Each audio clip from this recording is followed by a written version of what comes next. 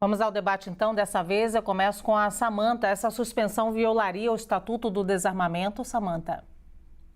Olha, Luciana, eu acho que do ponto de vista formal, sim, porque o Estatuto do Desarmamento é uma lei. Então, para a gente modificar essa lei, isso não pode ser feito por decreto, isso tem que ser feito por outra lei. O decreto é um ato do Executivo que regulamenta a lei. Isso é uma questão formal, independentemente do conteúdo, é o princípio da legalidade, ou seja, ninguém é obrigado a fazer ou deixar de fazer em virtude de lei e não decreto. Um outro ponto que eu acho importante que eles estão discutindo é a questão da infraestrutura, no sentido de que a Polícia Federal não teria infraestrutura para registrar e controlar essa questão das armas. Então, isso é um aspecto que tem que ser melhor explorado, porque tanto o presidente como todos os cidadãos, a gente tem que respeitar a lei. Então, se é para mudar, que isso seja feito por meio do Congresso Nacional. Não pode um decreto simplesmente alterar o conteúdo da lei, independentemente do seu conteúdo. Digamos assim, isso é um vício de forma e não de matéria. Apesar de que, no que diz respeito à matéria, também é questionável, mas aí é uma questão de conveniência política e não de erro, digamos assim, de formalidade.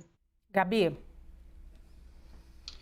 Eu achei que estava fechado o microfone. Bom, com relação à liberação, né, a liberação das armas ou não, a gente, pelo que a gente viu até na própria matéria da CNN, o porte de armas continua permitido, mas com maior controle, especialmente com relação às munições. Fico pensando, né, para que um cidadão comum precisa de tanta munição? Se a ideia, né, de você liberar o porte de arma para um cidadão comum, que não seja das Forças Armadas, que não seja um policial, que não seja um agente da polícia, é para autoproteção. Para que precisa de tanto... Agora eu não me lembro o número que apareceu na telinha, mas antigamente eram 200 munições, agora foi reduzido para 50. Eu não ia deixar nem 50, se depender de mim, deixava só 10 e pronto, porque eu fico imaginando o que o cidadão comum vai atirar 200 vezes, né?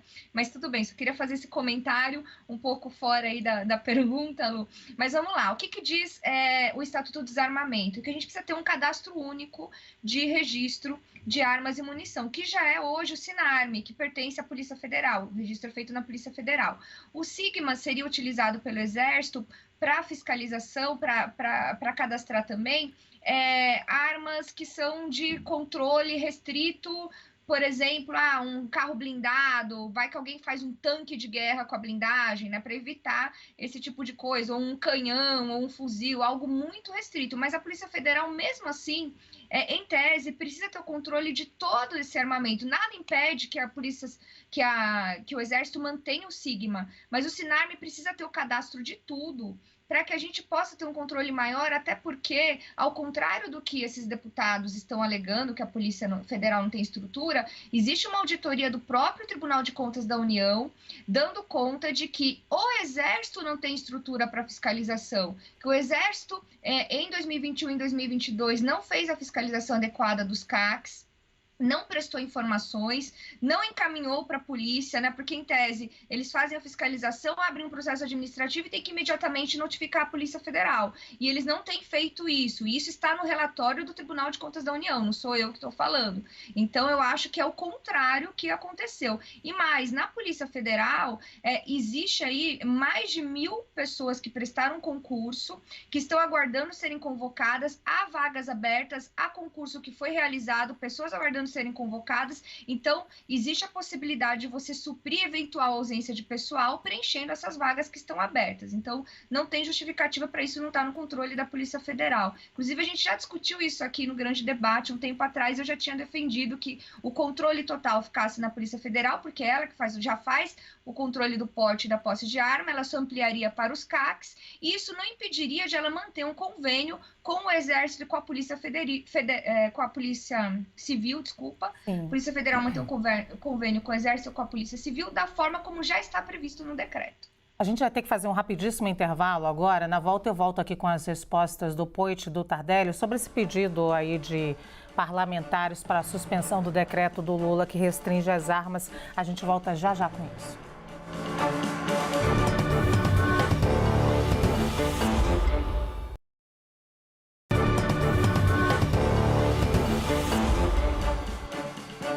O grande debate de volta e a gente falava o seguinte, que mais de 50 deputados da oposição pedem a suspensão do decreto assinado pelo presidente Lula.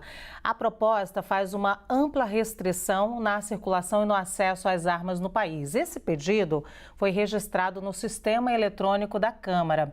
Eu fiquei de perguntar aqui ao Poit o seguinte, a opinião é: a suspensão violaria o Estatuto do Desarmamento? Estou falando rápido. Lu, fazer duas ponderações aqui. Sim. Primeiro que a professora Samantha, né, dá uma aula aqui de direito constitucional e nos lembra, né, que o presidente Lula, para, por exemplo, alterar do Exército para a Polícia Federal, na matéria, viu, Gabi, que é outra super professora, pode ter até o seu argumento, mas na forma ele não poderia fazer isso por decreto. Ele teria que colocar um projeto de lei, né, para alterar o Estatuto do Desarmamento, já que por decreto ele regulamenta uma lei. Ele não pode fazer isso por decreto. Então, os parlamentares estão questionando essa atitude do presidente Lula. Uma outra ponderação aqui, Lu, a diferença do porte e da posse de armas, né? Inclusive, porte é matéria aí que está correndo na mídia, é quando o cara anda com a arma na cinta. E esse daí realmente é muito mais difícil de você conseguir. A posse é você ter uma arma na sua casa, no seu comércio, no seu sítio, para defender sua família, para defender a sua integridade, para defender o seu negócio. E, inclusive, a posse, e aí, Gabi, é a posse de arma ali, que podia ter 200 munições, agora pode ter 50, que o presidente está reduzindo e pode ter no máximo 2 armas, inclusive o presidente quer influenciar no calibre. 9mm não pode. Aí eu fico questionando, senhor presidente. Sabe, uma questão prática. O bandido anda com um fuzil. O cidadão não pode ter uma pistola 9mm e uma espingarda dentro de casa. No máximo, assim, 2 armas, mas 9mm não. É só 380, que é igual a arma que ainda, infelizmente, muitas polícias têm por aí pelo Brasil. Não dá para acreditar num negócio desse. Inclusive, Lu, se o presidente da República, se o Flávio Dino quer mexer em alguma coisa no direito do cidadão se defender, eu, se fosse o assessor deles, rapaz, traz junto uma notícia que vocês prenderam a arma doidado dos bandidos. Porque vocês vão falar só de tomar a arma do cidadão, mas não vão falar de nenhuma apreensão, não vão falar de fuzil que vocês estão pegando de bandido na rua. É o mínimo que deveria fazer para parecer que realmente é uma política de segurança pública. Na minha opinião, Lu, está tirando cada vez mais a liberdade do cidadão. Muito bem, quero ouvir a opinião do Tardelli aqui. Eu só queria fazer uma observação, Sim. já que o Poit ficou me citando, é que no Estatuto do Desarmamento, é que a gente não vai ter tempo de ler aqui, não está escrito no Estatuto do Desarmamento em nenhum lugar que é competência do Exército o cadastro das armas dos colecionadores. Pelo contrário, no Estatuto do Desarmamento fala-se somente de Polícia Federal, que o cadastro será único, que a competência de fiscalização é do Ministério da Justiça, que será tudo controlado pela Polícia Federal. Quando se fala do Exército, se fala do transporte, não se fala de autorização para cargas diferenciada pelo Exército. Fala sempre Ministério da Justiça e Polícia Federal. Mas é que como aqui a gente está num debate, não estamos numa aula de direito, a interpretação do Estatuto do Desarmamento ela pode ser feita tanto por um lado como pelo outro, né? E a minha interpretação é que cabe ao Ministério da Justiça e à Polícia Federal. Sim, foi... Tá, tudo bem. Samantha, rapidinho, Samantha.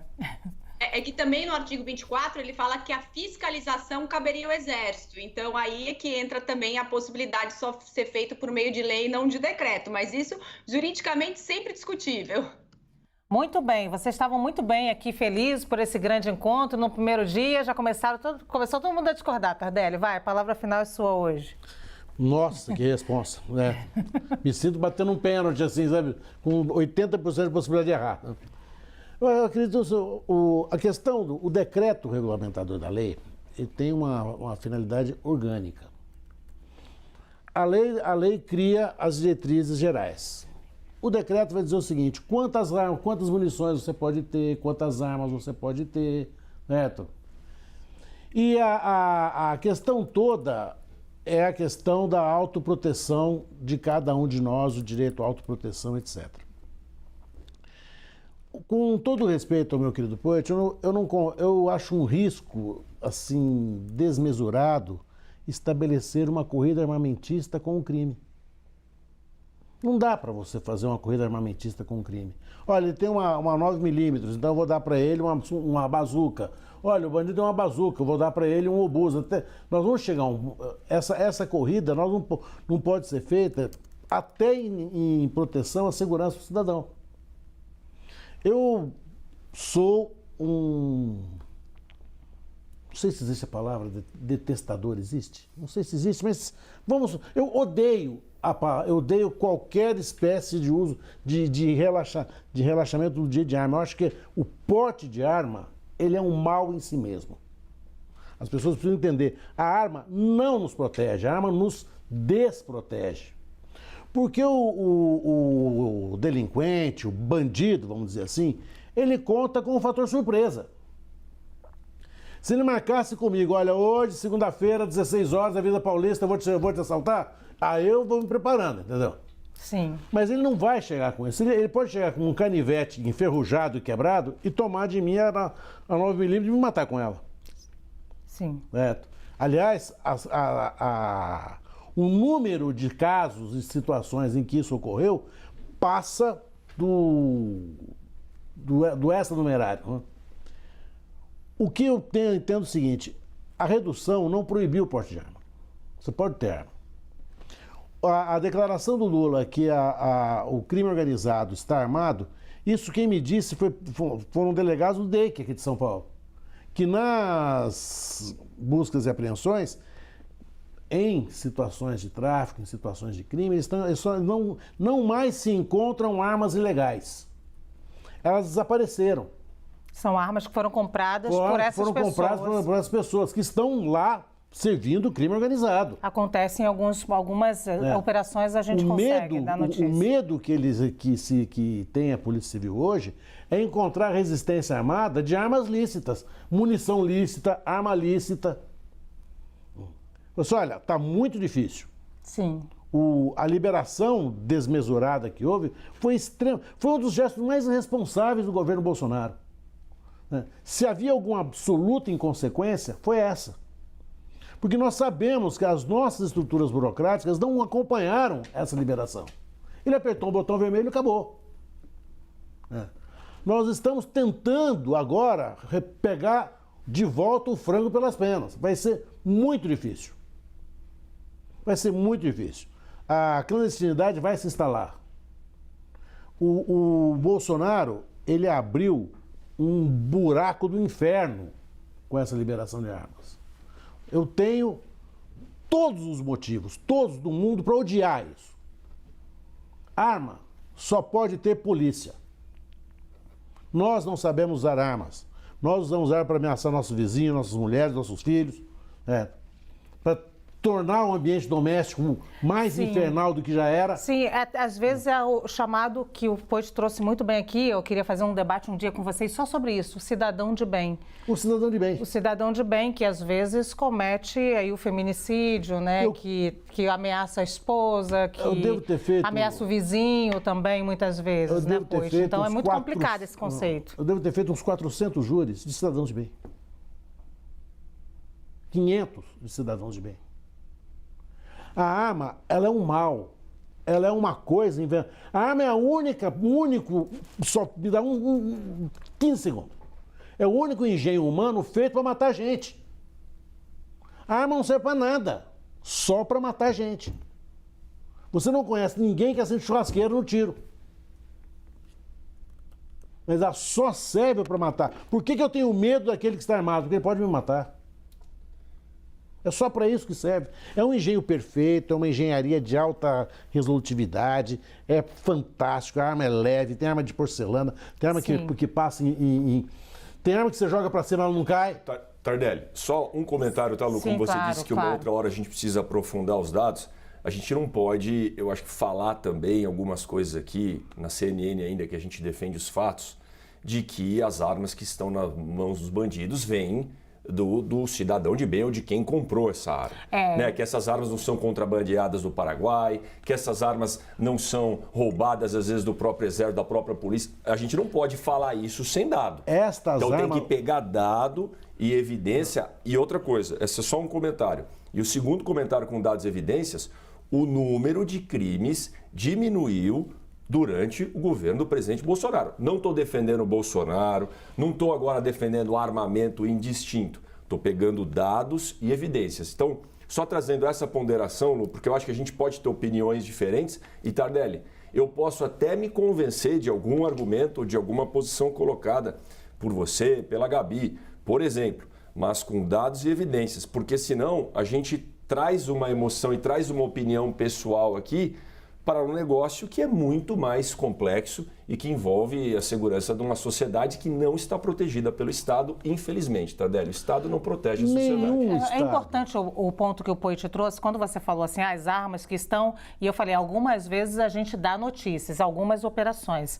Como a gente não tem esse número total, mas algumas operações sim, Poit, a gente tem operações que mostram que algumas armas, eu já dei essa notícia, algumas armas foram adquiridas por cidadãos, esses que conseguiram aí essas armas.